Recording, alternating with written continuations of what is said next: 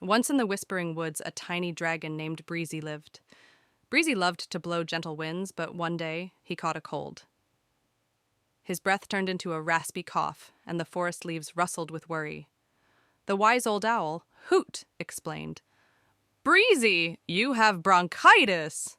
Breezy was puzzled. "What's that?" he asked. Hoot replied, "It's when your breath gets tired and needs rest." Breezy learned to breathe slowly and rest.